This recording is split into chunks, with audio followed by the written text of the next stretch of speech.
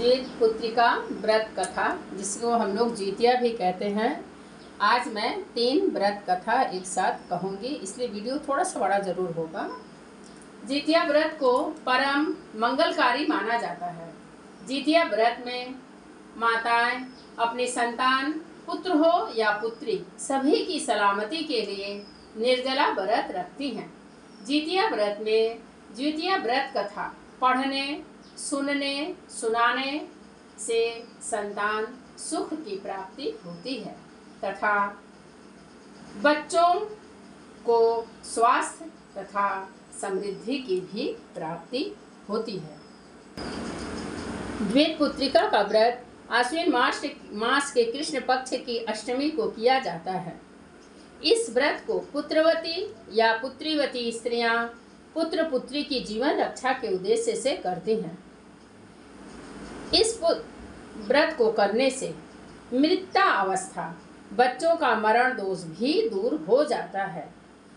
स्त्रियां ज़्यादातर इस व्रत को निर्जल रहकर ही करती हैं, अपने शक्ति अनुसार। आवश्यकता पड़ने पर जल का पान करती हैं। व्रत कथा सुनने के पश्चात शरीर यदि नहीं चल रहा है, तबीयत खराब करने से तो भला ही है कि शरबत पिया जा सकता है। कुछ स्त्रियां पीती हैं और मैं भी पिछले साल पी थी। उम्मीद करती हूँ शायद इस साल भी पीऊँ।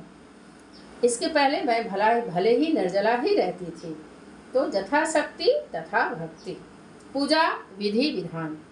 व्रत रखने वाली स्त्रियां स्नान करके भगवान सूर्य नारायण की मूर्ति को जल अर्चन करती हैं, भोग लगाती हैं, षोडशोपचार द्वारा पूजन करती हैं।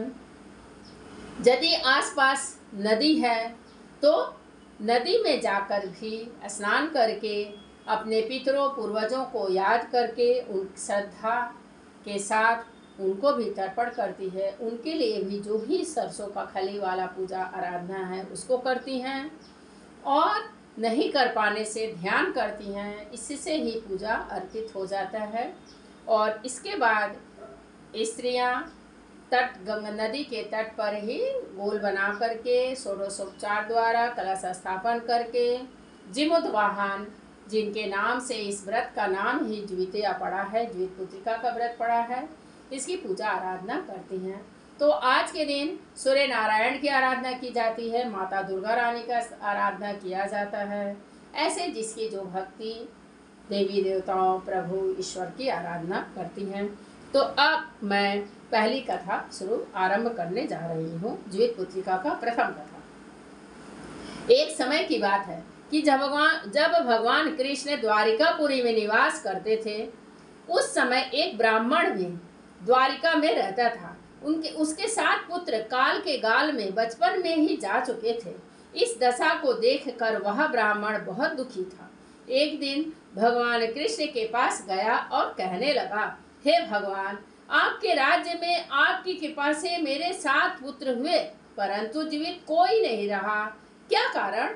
यदि आप अपने राज्य में दुखी देखना चाहते हैं तो कोई दुखी देखना नहीं चाहते हैं तो कोई उपाय बताइए। तब भगवान बोले, हे ब्राह्मण, सुनो, इस बार तुम्हारे जो पुत्र होगा उसकी उम्र मात्र 3 वर्ष की है। उसकी उम्र बढ़ाने के लिए तुम भगवान सूर्य नारायण की पूजा होने वाले पुत्र जीवी व्रत को धारण करो, तुम्हारे पुत्र की आयु बढ़ेगी। ब्राह्मण ने वैसा ही किया। जब वह सपरिवार हाथ जोड़ खड़े होकर इस प्रकार विनती कर ही रहा था, सूर्य देव विनती सुनो, पाऊं दुख अपार, उम्र बढ़ाओ पुत्र की, कहता बारंबार। इतना सुनते ही सूर्य का रथ वहीं रुक गया। ब्राह्मण की विनती से प्रसन्न होकर सूर्य ने अपने गले से एक माला ब्राह्मण पुत्र के गले में डाल दी और आगे चले गए। थोड़ी ही देर में यमराज उस ब्राह्मण पुत्र के प्राण लेने के लिए आए। यमराज को देखकर ब्राह्मण और ब्राह्मणी कृष्ण जी को झूठा कहने लगे। भगवान कृष्ण अपना अनादर जानकर तुरंत सुदर्शन चक्र लेकर आ गए और बोले, इस माला को यमराज के ऊपर डाल दो। इतना कहते ही ब्राह्मण उस माला को उठाने लगा कि यमराज डर कर भाग गए, परंतु वहां यमराज की छाया खड़ी रही। उस फूल की माला को छाया के ऊपर फेंक दी, जिसके फलस्वरूप वह छाया शनि के रूप में आकर भगवान कृष्ण की प्रार्थना करने लगी। भगवान कृष्ण को शनि महाराज के ऊपर दया आ गई और उसे पीपल के वृक्ष पर रहने के लिए कहा। तब से शनि की छाया पीपल के वृक्ष पर निवास करने लगी। इस प्रकार भगवान श्री कृष्ण ने उस ब्राह्मण के पुत्र की उम्र बढ़ा दी। हे भगवान, जिस तरह उस ब्राह्मण के पुत्र की उम्र बढ़ाई है, उसी तरह सबकी उम्र बढ़ाना। प्रथम कथा समाप्त। अब हम लोग द्वितीय कथा में आएंगे। एक बार द्वितीय व्रत कथा द्वितपुत्रिका। एक बार नैमिषारण्य के निवासी ऋषियों ने संसार के कल्याणार्थ सूत जी से पूछा, हे सूत, कराल कलिकाल में लोगों के बालक किस तरह दीर्घायु होंगे, सो कहिए। सूत जी बोले, जब द्वापर युग का अंत और कलयुग का आरंभ था, उसी समय बहुत सी शोकाकुल स्त्रियों ने आपस में सलाह की कि क्या इस कली में माता के जीवित रहते हुए पुत्र मर जाएंगे। जब वे आपस में कुछ निर्णय नहीं कर सकी, तब गौतम जी के पास पूछने के लिए गई। जब उनके पास पहुंची तो उस समय गौतम जी आनंद के साथ बैठे थे। उनके सामने जाकर उन्होंने मस्तक झुकाकर प्रणाम किया। तदंतर स्त्रियों ने पूछा, हे प्रभु, इस कलयुग में लोगों के पुत्र किस तरह जीवित रहेंगे? इसके लिए कोई व्रत या तप हो तो कृपा करके बताइए। इस तरह उनकी बात सुनकर गौतम जी बोले, आपसे मैं वही बात कहूँगा कि जो मैंने पहले से सुन रखा है। गौतम जी ने कहा, जब महाभारत युद्ध का अंत हो गया और द्रोण पुत्र अश्वत्थामा के द्वारा अपने बेटों को मरा देखकर जब पांडव बहुत ही दुखी हुए, तो शोक से व्याकुल होकर द्रौपदी अपनी सखियों के साथ ब्राह्मण श्रेष्ठ धौम्य के पास गई और उसने धौम्य से कहा, हे विपेंद्र, कौन सा उपाय करने से बच्चे दीर्घायु हो सकते हैं? यह आप कृपा करके ठीक ठीक कहिए। धौम्य बोले, सतयुग में सत्य वचन बोलने वाला, सत्य आचरण करने वाला समदर्शी जिमुतवाहन नामक एक राजा था। एक बार वह अपनी स्त्री के साथ अपने ससुराल गया और वहां रहने लगा। एक दिन आधी रात के समय पुत्र के शोक से व्याकुल कोई स्त्री रोने लगी, क्योंकि वह अपने बेटे के दर्शन से दुखी निराश हो चुकी थी। उसका पुत्र मर चुका था। वह रोती हुई कहती थी, हाय, मुझ बूढ़ी माता के सामने मेरा बेटा मरा जा रहा है। उसका रुदन सुनकर राजा जिमुतवाहन का तो मानो हृदय विदीर्ण हो गया। वह तत्काल उस स्त्री के पास गया और उससे पूछा, तुम्हारा बेटा कैसे मरा? बूढ़ी ने कहा, गरुड़ प्रतिदिन आकर गांव के लड़कों को खा जाता है। इस पर उस दयालु राजा ने कहा, माता, अब तुम रो मत, आनंद से बैठो। मैं तुम्हारे बच्चे को बचाने का यत्न करता हूँ। ऐसा कहकर राजा उस स्थान पर गया जहाँ गरुड़ आकर प्रतिदिन मांस खाया करता था। उसी समय गरुड़ भी उस पर टूट पड़ा और मांस खाने लगा। जब अति तेजस्वी राजा ने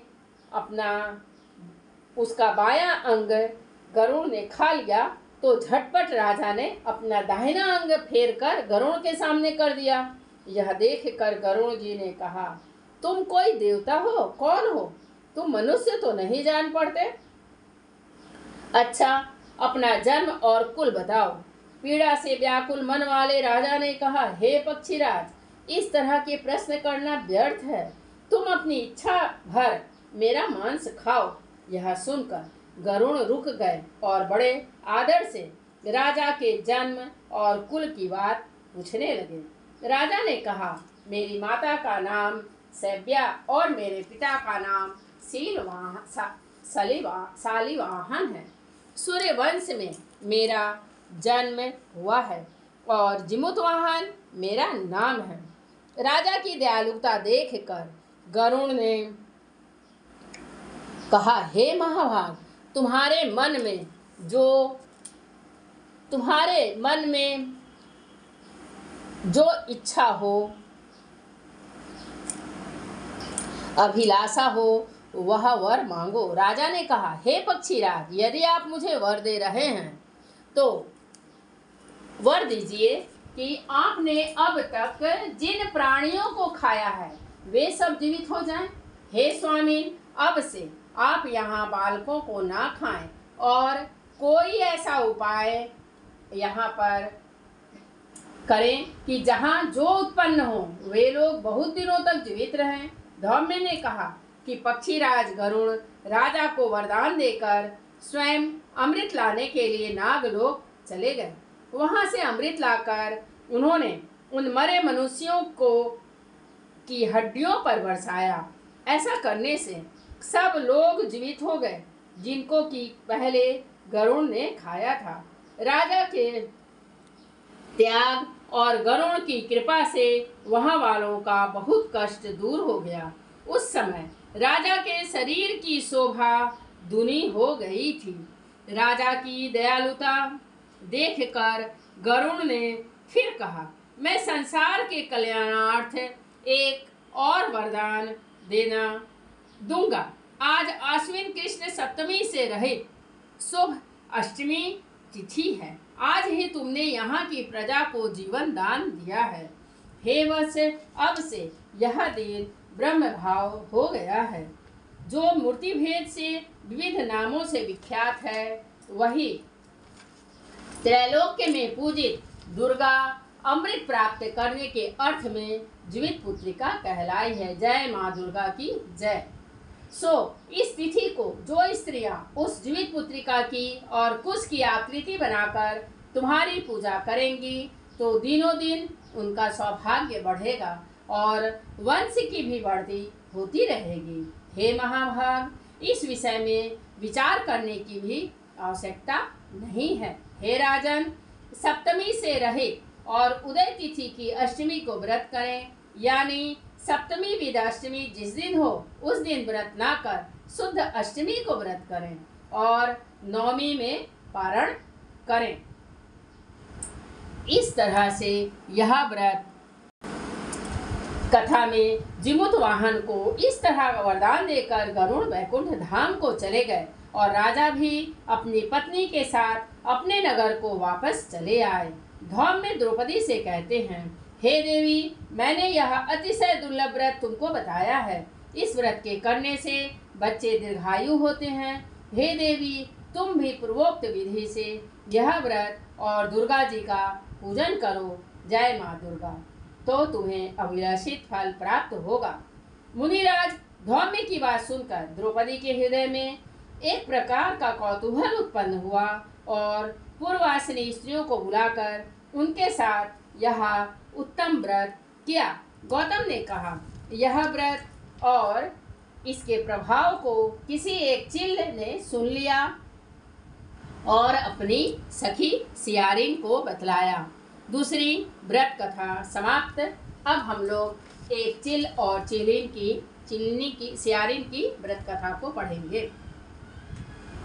किसी एक चिल ने सुन लिया और अपनी सखी सियारिन को बतलाया। इसके बाद यह है तीसरी व्रत कथा। इसके बाद पीपल वृक्ष की शाखा पर बैठकर उस चिल ने और उसी वृक्ष के खोते में बैठकर सियारिन ने भी व्रत किया। फिर वही चिल्ले किसी उत्तम ब्राह्मण के मुंह से यह कथा सुनाई और पीपल के खोते में बैठी हुई अपने सखी को सुनाया। सियारिन ने आधी कथा सुनी थी कि उसे भूख लग गई और वह उसी समय शव से भरे हुए शमशान में पहुंची। इसलिए मना किया जाता है कि कभी भी कथा को आधा नहीं सुनना चाहिए। वहां उसने इच्छा भर मांस का भोजन किया और चिल्ही बिना कुछ खाए पिए नियम के साथ उन्होंने अपना व्रत किया, निभाया। सवेरे वह गौशाले में आई गई और वहाँ गौ का दूध पिया। इसलिए कहा जाता है कि पारण के समय चना मटर या मूंग दाल जिसका जो नियम है उसको तो निगलते ही हैं, और गाय के दूध का भी पान किया जाता है। इस तरह नवमी को उसने पारण किया। कुछ दिनों बाद वे दोनों मर गईं और अयोध्या में किसी धनी व्यापारी के घर में जन्मी। संयोग से उन दोनों का जन्म एक ही घर में हुआ, जिसमें सियारिन ज्येष्ठ हुई और चिल्ल छोटी। वे दोनों सभी लक्षणों से युक्त थीं, इसलिए बड़ी लड़की काशीराज के और छोटी उनके मंत्री के साथ गारहपत्य अग्नि के सामने विधि पूर्वक ब्याही गई। पूर्व जन्म के कर्म के फल से वह मृगनयनी रानी हुई। जिस किसी भी संतान को उत्पन्न करती वह मर जाती थी, और पूर्व जन्म की बातों को स्मरण करने वाला मंत्री की पत्नी ने अष्टवसुओं के सदृश तेजस्वी 8 बेटे उत्पन्न किए और सभी जीवित रह गए। अपनी बहन के पुत्रों को जीवित देखकर ईर्ष्यावश राजपति ने अपने स्वामी से कहा कि यदि तुम मुझे जीवित रखना चाहते हो तो इस मंत्री के भी पुत्रों को उसी जगह भेज दो जहाँ की मेरे बेटे गए हैं, अर्थात इन्हें मार डालो। यह सुनकर राजा ने उस मंत्री के पुत्रों को मारने के लिए कई प्रकार के उद्योग किए, पर मंत्री पत्नी ने जीवित पत्रिका के पुण्य बल से अपने बच्चों को बचा लिया। एक दिन राजा ने उन 8 पुत्रों के सर को कटवाकर पिटारी में रखवाया, और वह पिटारी उनकी माता मंत्री पत्नी के पास भेज दिया। किंतु वे 8 सिर बेशकीमती जवाहरात हो गए, और भले चंगे वे 8 लड़के अपनी माता के पास वापस चले गए। उनको जीवित देखकर राजपत्नी को बड़ा विस्मय हुआ। अंत में वह मंत्री के पत्नी के पास आई और उसने पूछा, बहन, तुमने कौन सा ऐसा पुण्य किया है जिससे बार बार मारे जाने पर भी तुम्हारे बेटे नहीं मरते? इस पर मंत्री की पत्नी ने कहा, पूर्व जन्म में मैं चिल्ल थी और तुम सियारिन। हमने और तुमने साथ साथ जीवित पुत्रिका का व्रत किया था। तुमने व्रत के नियमों का पूरा भली भांति से पालन नहीं किया। तुमने आधा कथा, पूरी कथा भी नहीं सुनी। आधा कथा हुआ था उसी वक्त तुम चली गई और मांस का सेवन किया, और मैंने नियम के साथ व्रत का पालन किया था। इसी दोष से हे बहन, तुम्हारे बेटे नहीं जीते हैं और मेरे बेटे जीते हैं। ओ राजरानी, अब भी तुम उस जीवित पुत्री का व्रत को करो तो तुम्हारे बेटे दीर्घायु होंगे। मैं तुमसे सच सच कह रही हूँ। उसके कथनानुसार रानी ने व्रत किया, तभी से उसके कई बेटे सुंदर और दीर्घायु होकर बड़े बड़े राजा हुए। सूत जी कहते हैं कि सब प्रकार का आनंद देने वाला मैंने यह दिव्य व्रत बतलाया। स्त्रियां चिरंजीवी संतान चाहती हों तो वे विधि पूर्वक यह व्रत करें। जय माँ दुर्गा की जय, सूर्य देव की जय, जय जमुद वाहन की जय। जय द्वितीय व्रत कथा समाप्त।